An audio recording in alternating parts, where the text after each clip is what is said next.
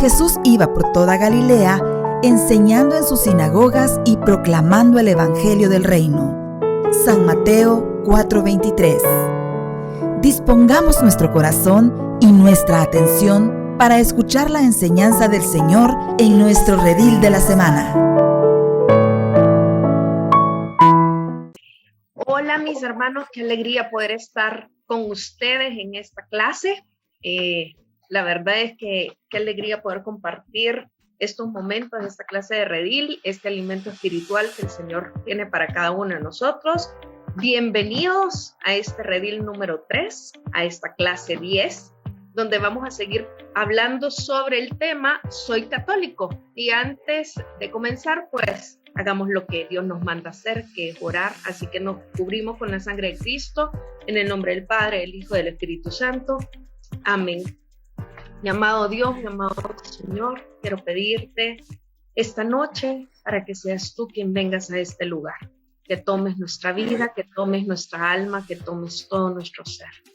Quiero pedirte, mi Dios, por los hermanos que están aquí reunidos, por los que nos están viendo a través de Facebook, para que seas tú quien toque su vida, quien toque su alma y que seas tú quien venga a hablarle a su corazón, que vengas a llenarlos completamente de ti. Quiero pedirte por cada uno de los hermanos que está pasando tal vez alguna enfermedad, alguna dolencia.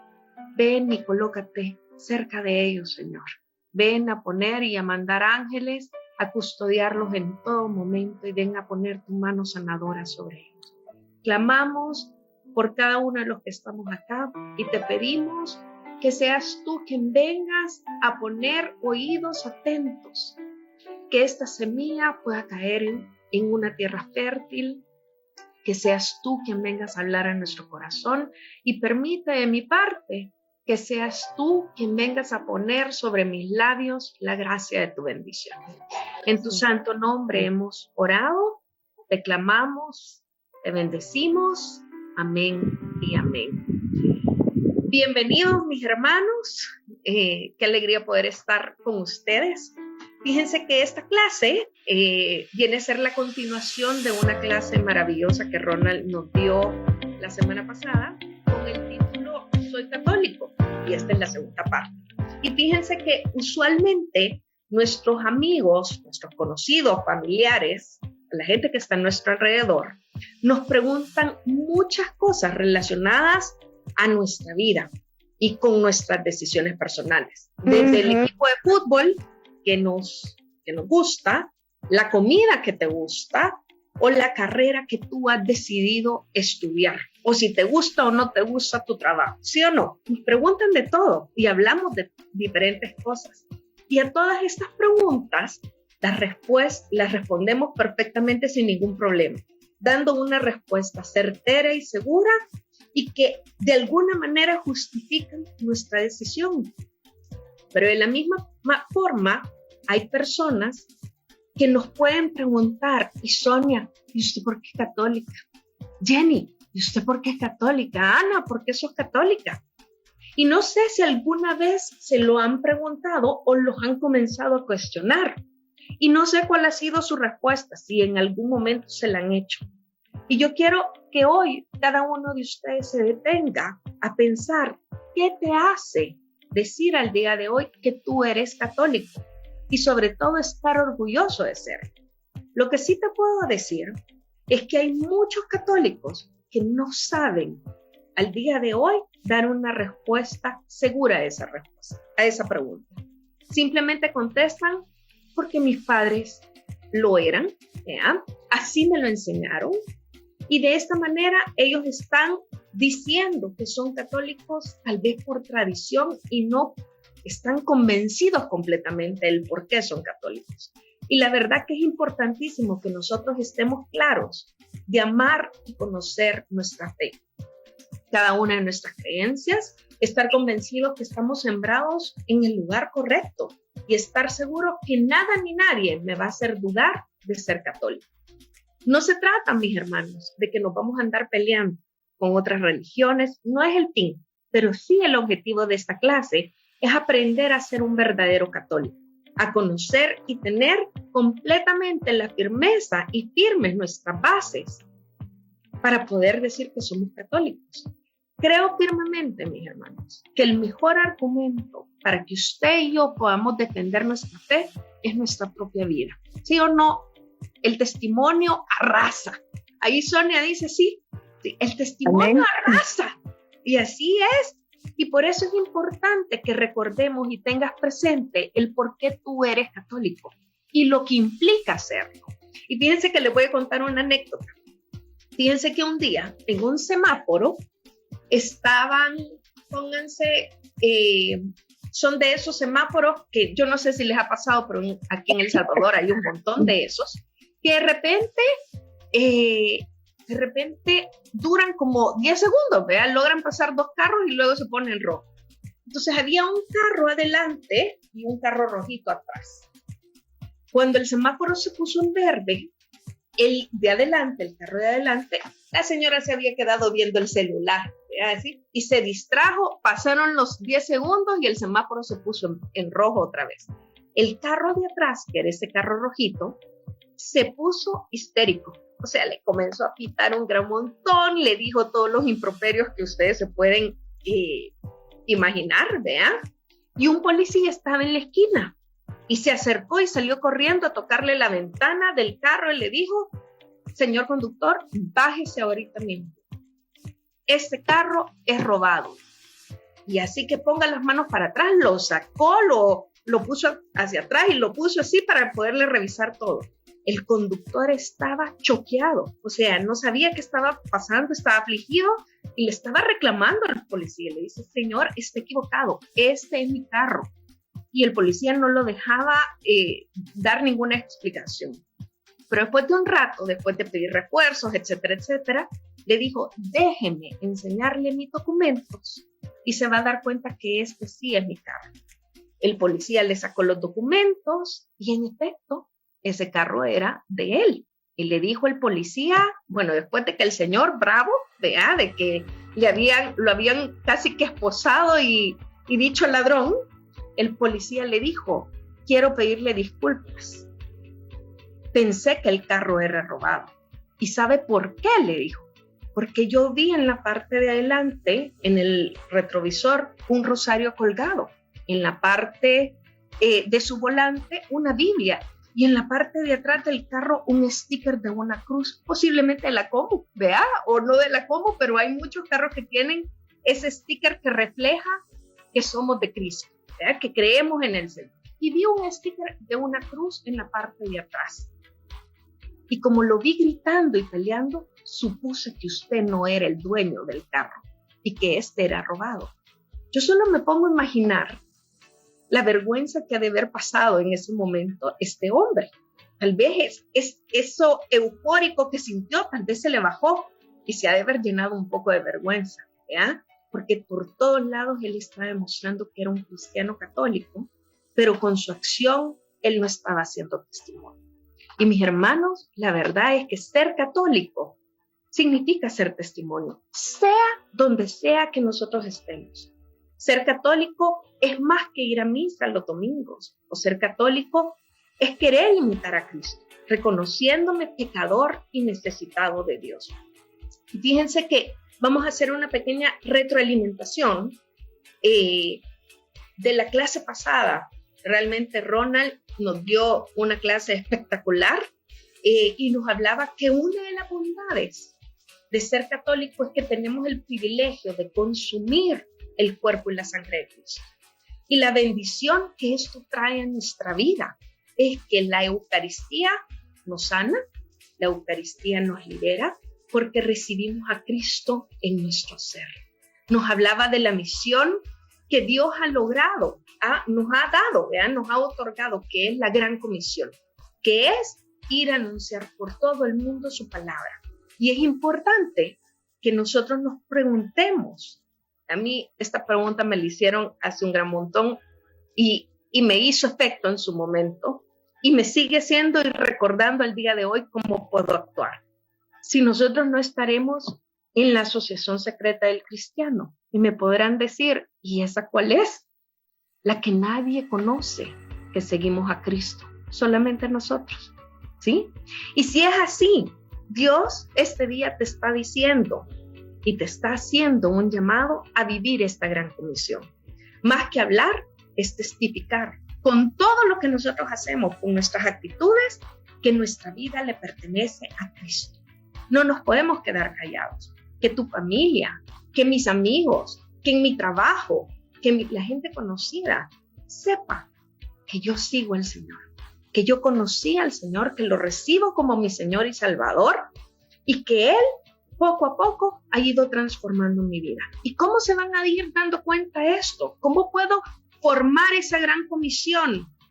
Ok, que comiencen a haber actitudes diferentes. Si antes yo decía malas palabras, que de repente me digan, Majito, antes decías un montón de malas palabras y hoy ya no.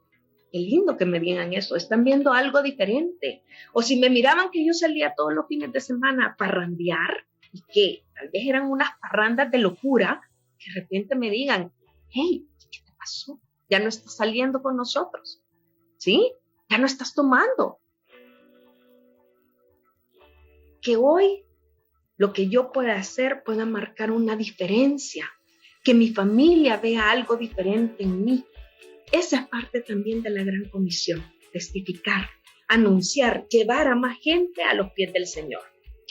Un cristiano católico es aquel que deja toditito, nos decía Ronda, por seguir a Cristo, que hace a Dios el número uno en su vida y que cumple aquel llamado que Jesús hizo a sus discípulos. Quien quiera seguirme, que agarre su cruz y me siga. Y ser católico significa obedecer nuestra doctrina, nuestra fe, la palabra de Dios, que nos está constantemente transformándonos, ¿sí? Ser católico significa dar un giro en nuestra vida, este giro de 180 grados, comportarme como tal, como un verdadero católico. No solo serlo de palabra, sino actuar. Y eso implica ir a misa, vivir los sacramentos, ser testimonio, leer su palabra, hacer obras de caridad. Eso es parte de ser católico. Y ser católico nos lleva a que debemos tratar de evitar el pecado, decía Ronald. Orar lo suficiente para evitar caer en tentación. Conocer nuestra fe y practicar las buenas obras. Tratar de vivir, de imitar a Cristo y vivir el amor de Dios. Conocer mi amado y de esa misma manera poder amar. Vivir nuestra fe. Y tenemos que tener claro que soy católico porque Cristo fundó esta iglesia. Es importante que sigamos aprendiendo y conociendo cada una de las razones que nos ayudan a estar firme del por qué yo soy católico. Y hoy en la clase de hoy vamos a ver 5 puntos que me dan la firmeza del por qué soy católico. Y vamos a ver el punto número 1. Soy católico por el perdón de los pecados. Y quiero que vean esta imagen que me encanta. Miren esta imagen. Hermosa, ¿verdad? Vemos a un sacerdote dando la absolución, recibiendo el perdón, dando la absolución de los pecados, y atrás del sacerdote, Cristo mismo, haciendo el acto de él ser el que perdona, ¿verdad?, los pecados. Y soy católico porque yo creo que el sacramento de la confesión fue instituido por Cristo para el perdón de los pecados. Cuando yo confieso mis pecados, mis hermanos, con humildad, con arrepentimiento sincero, es Cristo mismo quien me perdona, así como la imagen que vimos. Es Cristo mismo quien me perdona a través del sacerdote. Hoy, ¿qué nos enseña la Biblia acerca del perdón de los pecados? La Biblia nos enseña que el pecado es miren esta imagen, una ruptura profunda. Miren, yo puse esta imagen porque realmente me dejó impactada. O sea, esto no es que como que se me rompió la camisa y yo la pude surcir. O sea, reparar esto es bien complicado. Y el pecado es una ruptura profunda, mis hermanos, ¿sí? De la alianza que yo tengo con Dios, y su consecuencia es la muerte espiritual. ¿Qué quiere decir esto? Que me hace estar lejos de Dios. En Romanos 6:23 dice, el salario del pecado es la muerte. Pero también nos enseña que el hombre no puede autoperdonarse. ¿Qué quiere decir? Que no puede tener él solo darse la absolución de sus pecados. Porque solo Dios, que es misericordioso, puede librarnos del pecado. Y necesitamos realmente de una verdadera conversión, mis hermanos. ¿Qué implica esto? Que yo tenga una actitud de arrepentimiento, un cambio de conducta, un cambio de mentalidad. Dice su palabra, cambia tu manera de pensar para que cambie tu manera de vivir. ¿Han oído esta frase? La decimos constantemente, cambia tu manera de pensar para que cambie tu manera de vivir. Por eso la Biblia nos insiste tanto en la conversión. En el Antiguo Testamento podemos ver muchas prácticas penitenciales, como las lamentaciones, peticiones de perdón, confesión tanto individual como colectiva. Habían ayunos, se hacían sacrificios, se hacían unos baños purificadores, entre otras prácticas que se hacían. Y en el Nuevo Testamento nos enseña que Cristo perdona directamente los pecados. En Marcos 2, del 10 al 11, dice, pues voy a demostrarles que el Hijo del Hombre tiene autoridad en la tierra para perdonar pecados. Entonces le dijo al paralítico, a ti te digo, levántate, toma tu camilla y vete a tu casa. Esta es palabra de Dios. Y allí Jesús hizo el acto. Le pudo haber dicho, anda, te perdono tus pecados, que era exactamente lo mismo. Levántate, toma tu camilla y vete a tu casa. Pero Jesús también quiso dejar a sus discípulos la certeza del perdón, junto con el ministerio de predicar la palabra de Dios, de que ellos podían curar enfermos, de poder expulsar demonios. Por eso Jesús confiere a sus apóstoles el ministerio de perdonar los pecados en su nombre. En su nombre. En San Juan 20, del 21 al 22, dice, Jesús les dijo otra vez, pasa a ustedes como el Padre me envió a mí, así yo los envío a ustedes. Y sopló sobre ellos y les dijo, reciban al Espíritu Santo. A quienes ustedes perdonen los pecados, les quedarán perdonados. Y a quienes no se los perdonen, les quedarán sin perdonar. Esta es palabra de Dios. Y esta es la razón y el envío que Él hizo para poder perdonar y darnos la autoridad de perdonar los pecados a los obispos y a los sacerdotes, quienes son los autorizados del perdón de los pecados. Pero es Cristo mismo que a través de ellos nos perdona nuestros pecados, que nos reconcilia con nuestra iglesia. El ministro es solamente un instrumento y hay que tener una completa humildad para ir al sacramento de la reconciliación. La verdad es que yo soy católica y doy gracias al Señor por el sacramento del perdón. Es un regalo. Es en este sacramento que puedo oír de nuevo por boca del sacerdote, mis hermanos, las palabras consoladoras del Señor, que te dice, hija, tus pecados son perdonados. Vete en paz. ¿Sí?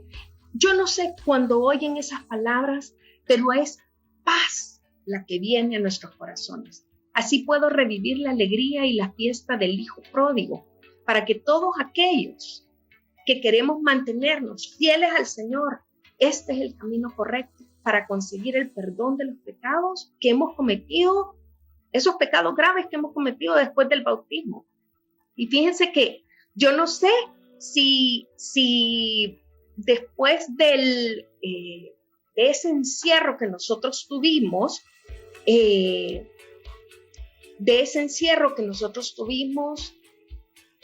¿cuánto tiempo pasó para que ustedes lograran confesarse? En mi caso, hace 6 meses sin poderme confesar. Y la verdad que, aunque yo tuve momentos para decirle al Señor, necesito de ti, necesito de tu perdón, necesito de tu gracia, y que veíamos la misa y que hacíamos un montón de cosas, no fue lo mismo cuando recibí ese sacramento.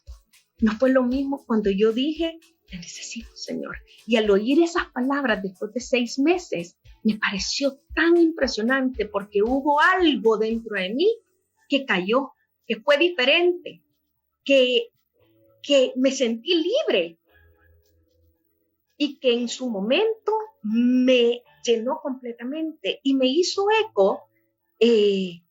Permítame un segundo, permítame.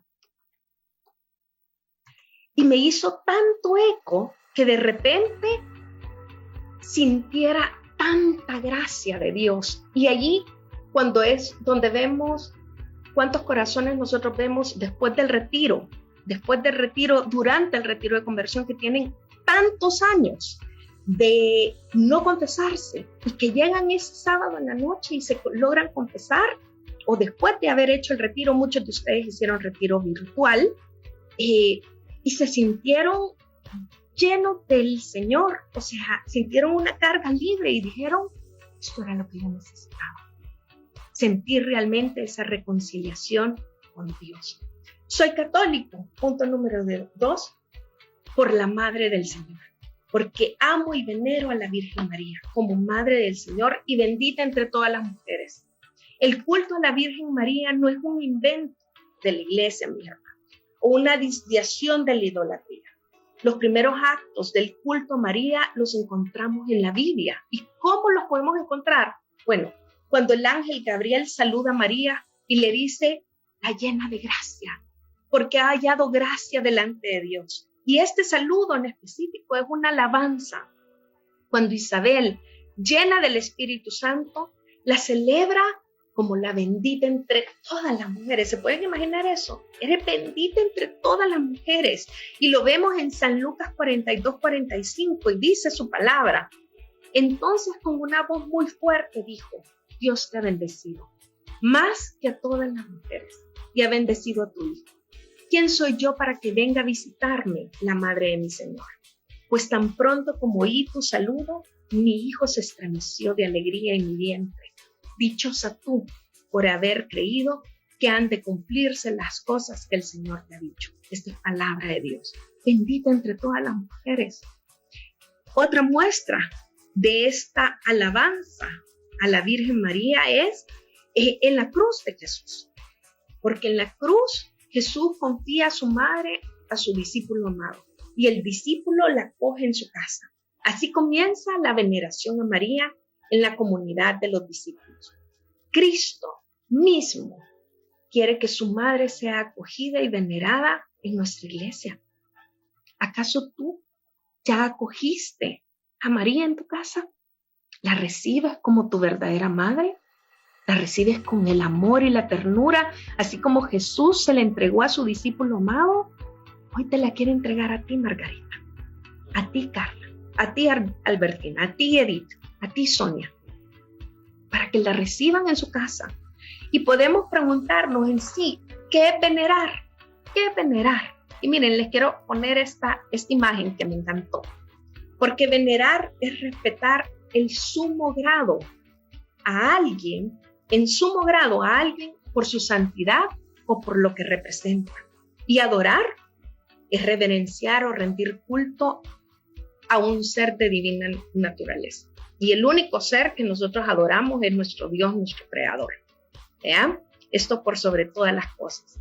Y la iglesia no hace más que seguir el ejemplo mismo de Jesús, que amó, que honró a su madre. Vivió con ella durante 30 años. En Caná no la rechazó, no rechazó jamás su petición. Y con ella hizo su primer milagro, aunque no había llegado su tiempo y su hora, pero hizo su primer milagro. Y en la cruz se preocupa para que no quedara sola. ¿Por qué amo y venero a la Virgen? Bueno, en primer lugar, porque María no es cualquier mujer.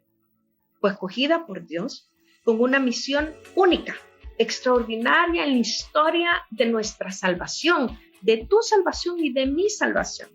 Por eso fue predestinada, fue llamada y enriquecida con dones y carismas especiales. Es la madre de nuestro Señor Jesús y madre nuestra y templo del Espíritu Santo. Hoy tenemos que tener claro que el culto a María no es un culto de adoración. Nosotros adoramos solamente a Dios. María no es Dios. es una criatura humana, pero pedimos su intercesión y es nuestro mejor modelo de imitación, por su santidad, por su fe y su fidelidad. Hoy, punto número 3. Soy católico porque creo en la enseñanza de la Iglesia que la Madre del Señor fue siempre virgen. No solamente María la siempre virgen, no solamente que concibió virginalmente a Jesús por obra del Espíritu Santo, sino que permaneció siempre virgen. La virginidad perpetua de María es considerada entre los muchos motivos por el cual ella fue elevada en cuerpo y alma al cielo. La tradición de la Iglesia nos presenta a María como virgen antes del parto, durante el parto y después del parto, ¿sí? Y afirma que no dejó nunca de ser virgen. El Papa Juan Pablo II menciona que el Hijo de Dios se hizo Hijo del hombre y nació en el tiempo como hombre, abriendo al nacer el seno de su madre, ¿sí? Y por el poder de Dios, es decir, por el poder del Espíritu Santo, no rompió la virginidad de su madre. Y esta doctrina fue confirmada por el Concilio Vaticano II, en el que se afirma que el Hijo primogénito de María no menoscabó su integridad virginal, sino que hizo algo maravilloso, la santificó. Santificó su virginidad. Los que niegan la virginidad, mis hermanos, después del parto, han pensado encontrar un argumento que les da a ellos como la razón, o ellos quieren tener la razón en el término primogénito. Y nos agarramos bastante de eso, ¿verdad? Que el Evangelio le atribuye a Jesús como el primogénito. Y eso lo vemos en Lucas 2:7. Allí nació su primogénito y lo envolvió en pañales.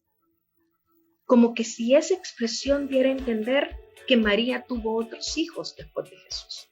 Pero la palabra primogénito significa literalmente hijo no precedido por otro, es decir, que no hay antes otro hijo o primer nacido. Y en realidad, un hijo primogénito puede ser también unigénito, ¿sí? Mi primogénito, unigénito, y solo tuve uno. Otro argumento que nosotros encontramos es cuando hablan de los hermanos y las hermanas de Jesús. Han oído de repente que nos mencionan mucho esto. Y eso lo vemos en San Mateo 12:46.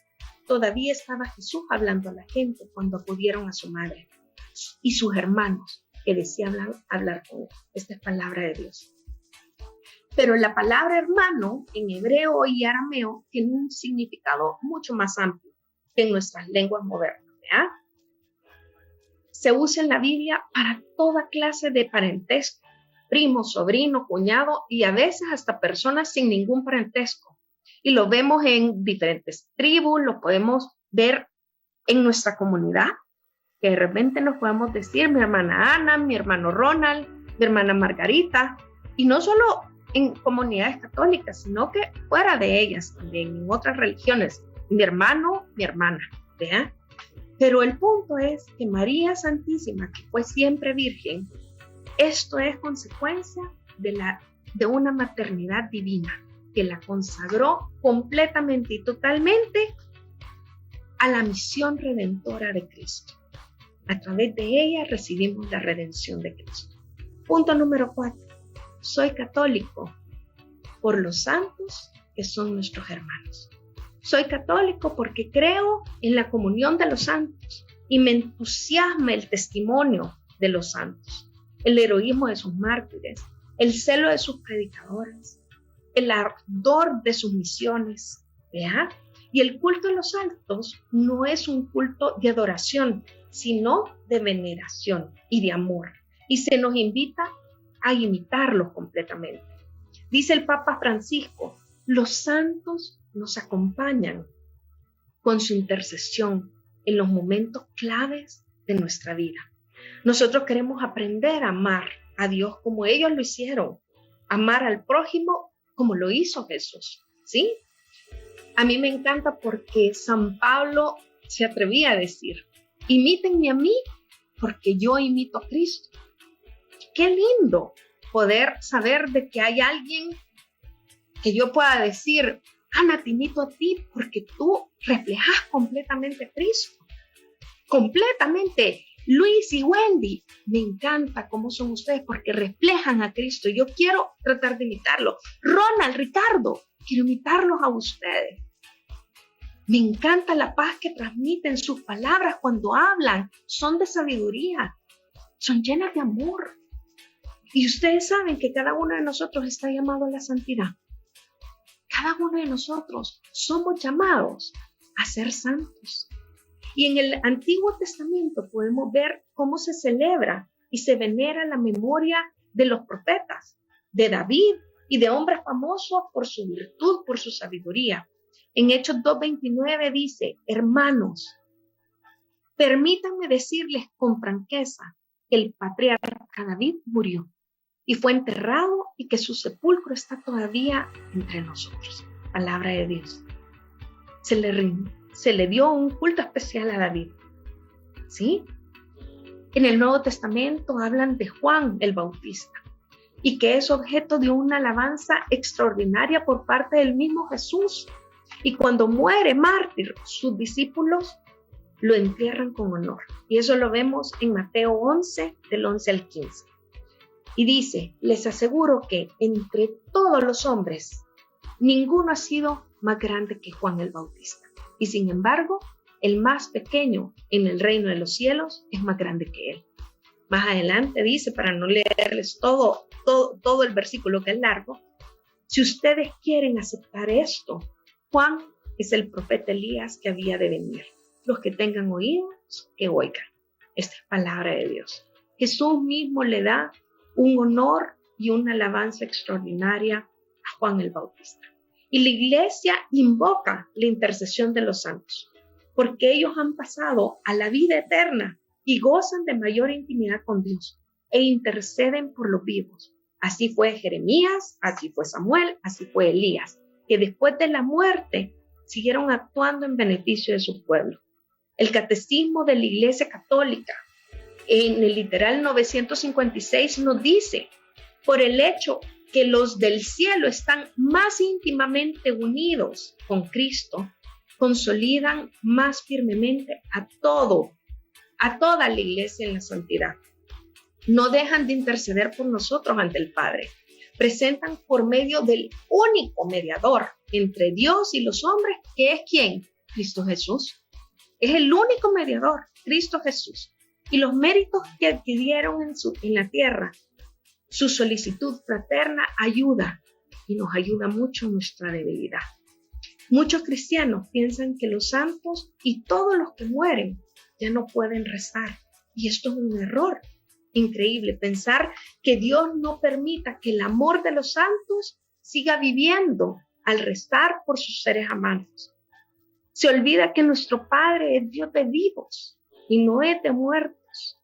Y tenemos que creer que ellos interceden en todo momento por nosotros. Hoy yo los invito a conocer un poco más de la vida de los santos, de San Francisco de Asís, de Santa Teresa de Calcuta, San Juan Bosco, todos y cada uno de ellos, y la inigualable riqueza que tenemos de santos en nuestra iglesia, nos ayudan a darnos cuenta de que podemos ir aprendiendo un poquito de cada uno de ellos, un poquito cómo llevaron su vida, cómo sirvieron al Dios, qué pruebas pasaron, porque no pensemos de que ellos por ser santos no vivieron ninguna de las pruebas.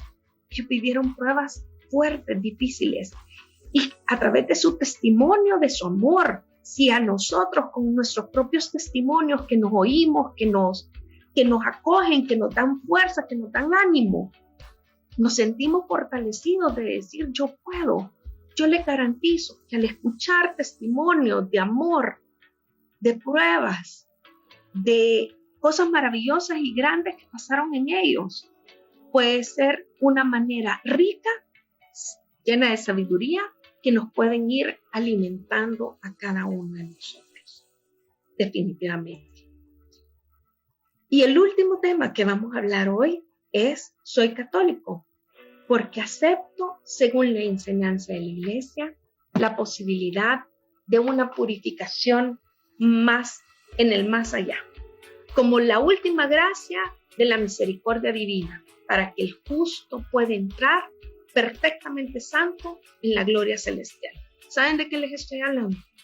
Del purgatorio.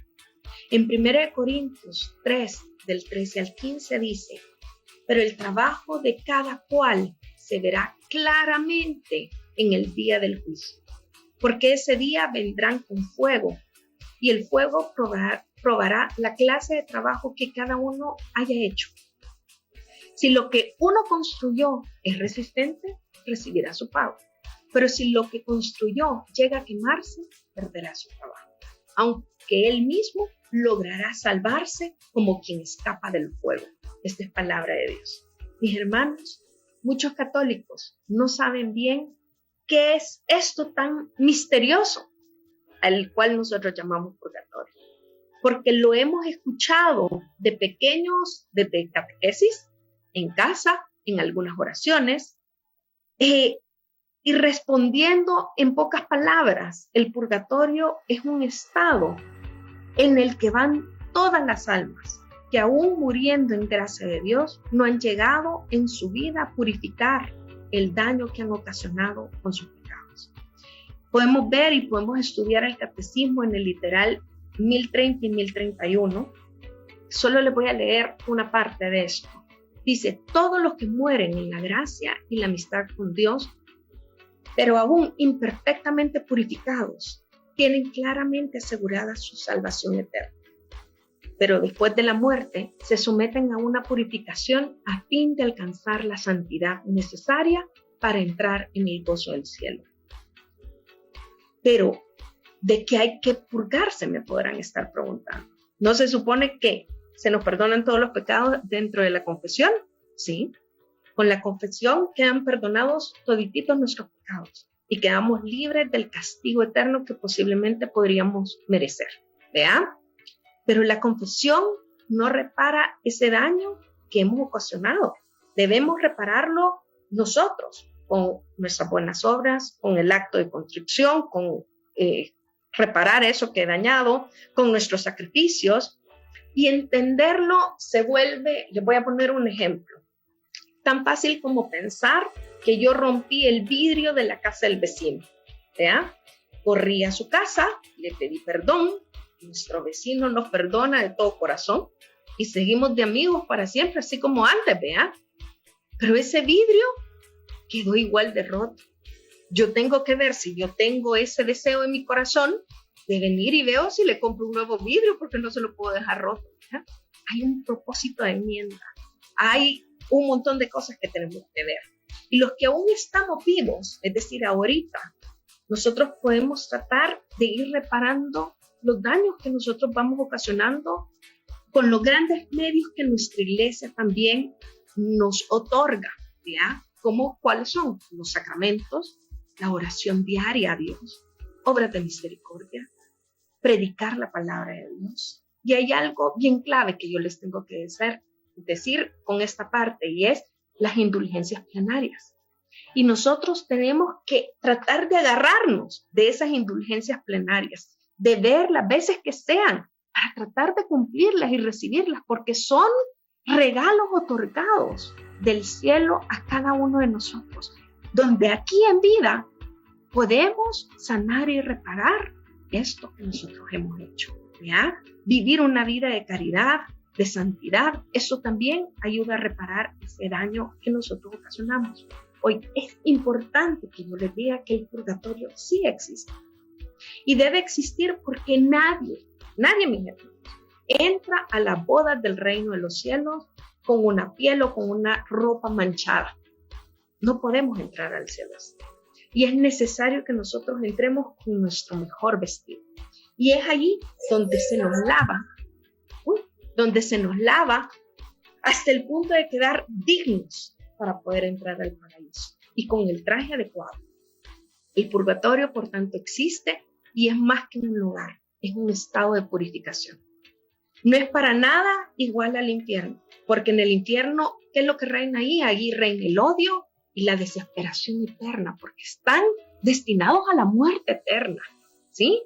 Pero en el purgatorio reina el amor y la esperanza, la firme convicción de la salvación eterna. Nosotros también, y a mí en este tema.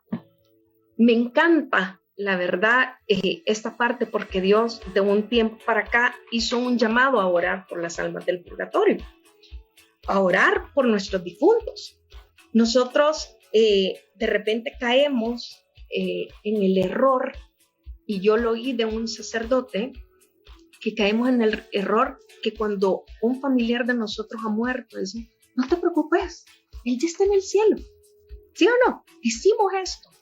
Pero ¿qué garantía tengo yo que esa persona está directamente en el cielo, no dudando de su salvación, ¿sí? Sino que puede estar un tiempo purificándose?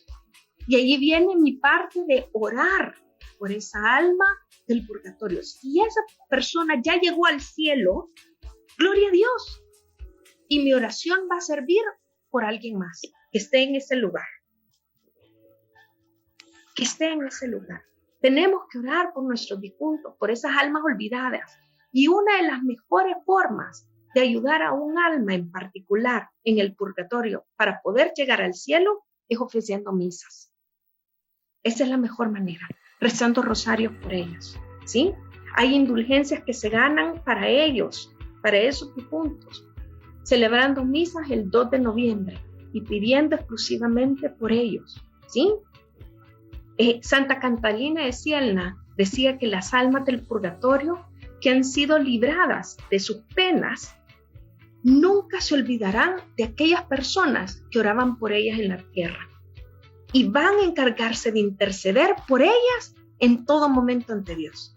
Además, cuando esa persona llegue al cielo, van a estar todos ellos por los que hemos orado allí esperándonos, recibiéndonos, ¿sí? Segunda de Macabeo 12, del 43 al 45 dice, después recogió unas 2,000 monedas de plata y las envió a Jerusalén para que se ofreciera un sacrificio por el pecado. Hizo una acción noble y justa con miras a la resurrección. Si él no hubiera creído en la resurrección de los soldados muertos, hubiera sido innecesario e inútil orar por ellos. Pero como tenían en cuenta que a los que morían piadosamente los aguardaba una gran recompensa, su intención era santa y piadosa. Por esto hizo ofrecer ese sacrificio por los muertos, para que Dios les perdone sus pecados. Quiero mostrarles esta imagen que a mí me encanta. Y dice, hay almas en el purgatorio que una sola misa ofrecida por ellas les bastaría para salir, pero son retenidas largo tiempo, incluso hasta años, solo porque este último y necesario sufragio fue olvidado o negado. Sería muy caritativo mandar a decir misa por estas almas. Qué impresionante, ¿verdad? Qué increíble cómo Dios puede ir tocando cada corazón y saber que con algo que posiblemente puede ser sencillo, podemos salvar muchas almas de ese momento, del purgatorio. Y es por esta y tantas otras razones que yo estoy orgullosa de ser católica y que debemos de ser orgullosos de ser católicos y poder defender nuestra fe. A mí me encanta el padre Ángel Espinosa, dice, hay quienes afirman, me encanta esto, soy católico, pero yo no me confieso. Soy católico, y lo hemos oído, soy católico, pero yo no comulgo. Soy católico, pero yo voy a misa de vez en cuando, o cuando me nace, ¿sí o no? Y eso es como decir, yo soy torero, pero de los que no torean. Yo soy paracaidista, pero de los que nunca se tiran, ¿sí? Yo soy jugador de fútbol, dice Walter, pero de los que no juegan, ¿ya? Y la pregunta acá sería, ¿qué eres? Pues?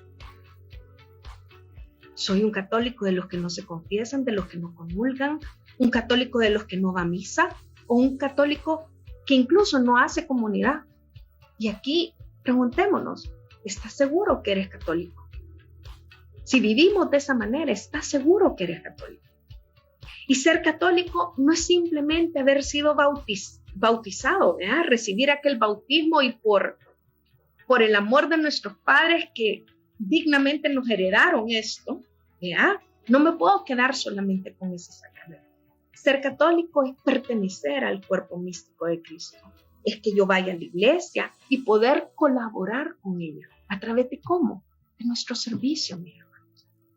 Yo no sé aquí cuántos de ustedes puedan estar sirviendo, tal vez algunos ya están sirviendo, tal vez otros todavía no, pero en su momento, uno tenemos que saber que nuestro primer servicio es en casa. Ana lo dijo hace unas cuantas clases. Nuestro primer servicio tiene que ser en casa.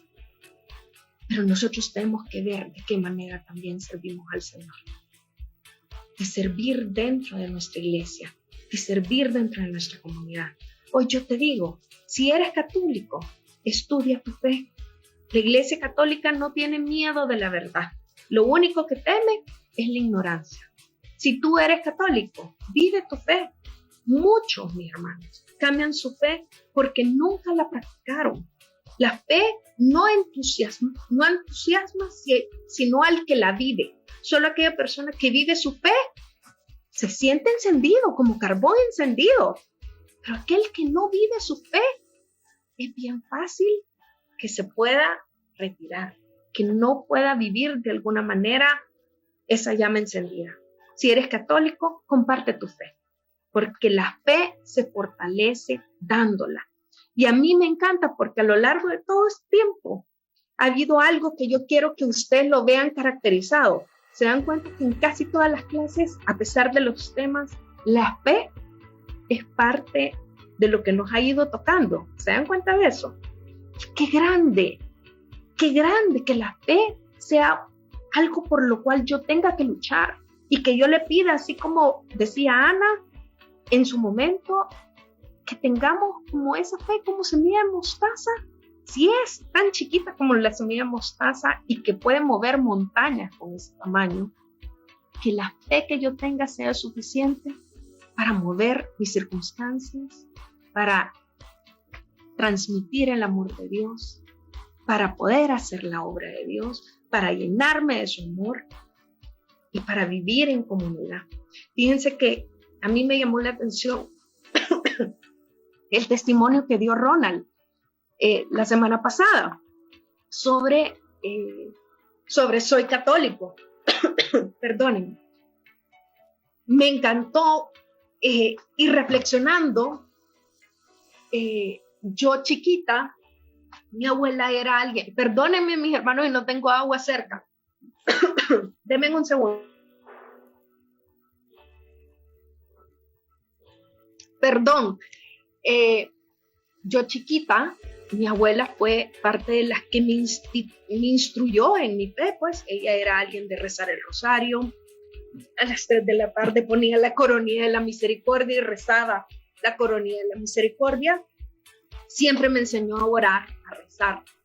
Y cómo se llama, y a lo largo de mi crecimiento siempre tuve como esa inquietud. Yo iba a misa, tal vez al inicio yo no me acuerdo haber ido constantemente a misa, pero llegó un tiempo en que sí pedía ir a misa constantemente. Mi mamá era alguien que era católica, pero a su alrededor había mucha gente que la acompañaba, que era testigos de Jehová, evangélicos, bueno, de todas las denominaciones, ¿verdad? Habían de todo. Y mi mamá, por tener ese deseo de seguir al Señor, ella decía, yo puedo agarrar de todo agarro un poquito. Así decía ella. Y si no me hace daño, me va a edificar. Eso era lo que ella decía. Y de repente, si alguien a cierta edad que yo estaba, ya me llevaba todo lo que ella iba. Entonces, de repente iba yo a una reunión como de 13, 14 años, a una reunión donde evangélicos. De repente iba a algún culto, de repente iba los domingos a misa, ¿verdad? O si iba al culto un día, el otro fin de semana iba a misa. Entonces era una mezcolanza, e incluso llegaban testigos de Jehová a mi casa, porque ella decía, no le puedo cerrar las puertas, ¿verdad? Aquí yo me sentaba con ella, porque era mi manera de decir, estoy recibiendo palabra de Dios, ¿verdad? Y de repente al ir escuchando, no tenía como un estudio verdadero o algo que me alimentara realmente mi fe. Entonces de repente yo ni sabía cómo se le decía a Dios. Y yo decía, y en los testigos de Jehová, el nombre de Dios es Jehová. Y yo dije, Jehová, gloria a Dios, aquí aprendí algo nuevo. Eso fue lo que yo dije. A los 14 años me invitaron a hacer un retiro parroquial y en ese retiro, que era parte del colegio, nos hicieron hacer una carta al Señor. Y yo decoré mi carta y yo le puse para Jehová. Eso puse. Cuando llegué al retiro ese sábado en la noche me dijeron, mira, me llamaron a una esquinita y me dijeron, yo te quiero preguntar, ¿y tú sos católica? Yo, sí, yo soy católica. Que fíjate que vimos tu carta, no leyeron la carta, ¿verdad? Pero claro, decía para Jehová de María José Maza. Entonces, y vimos que decía Jehová, y nosotros los católicos no lo llamamos así. Y para mí se me abrieron los ojos. Y yo en este fin de semana me di cuenta que había muchas cosas que yo tenía completamente tergiversadas. O sea, yo agarraba de un lado, era una mezcolanza de ideologías que mi vida tenía. Y comencé a quererme llenar completamente del Señor. Y yo me acuerdo que hice retiros, seguí participando. A mis 17 años llegué a la comunidad y allí hice mi retiro de lo que ya fue mi retiro de conversión y que perseveré por tanto tiempo. Pero el estudio de la palabra y vivir en comunidad me ayudó, incluso vivir en redil, me ayudó a poder ir teniendo claras las ideas de nuestra iglesia y vivir realmente como la iglesia católica nos manda a vivir, a no comenzar a tener ideologías regadas, sino que estar firme en mi fe y en lo que yo creía. Mucha gente se me acercaba y por eso yo les decía, no se trata de pelear. Mucha gente se me acercaba y me comenzaba como a cuestionar. Claro, yo había ido a cultos, había estado con testigos de Jehová y todo, y de repente, ¿y por qué? Y la Iglesia Católica te dice esto, ¿y por qué la Iglesia Católica hace tal cosa? María tuvo que haber tenido relaciones con José. Y cosas así comenzaban, y mientras mi fe no estuviera clara, certera, de lo que yo sé al día de hoy, es bien fácil que nos podamos confundir. ¿Sí o no? Es bien fácil que yo no tenga la manera de cómo poder decir. Y no se trata de reputar, mi hermano. No se trata de pelearnos.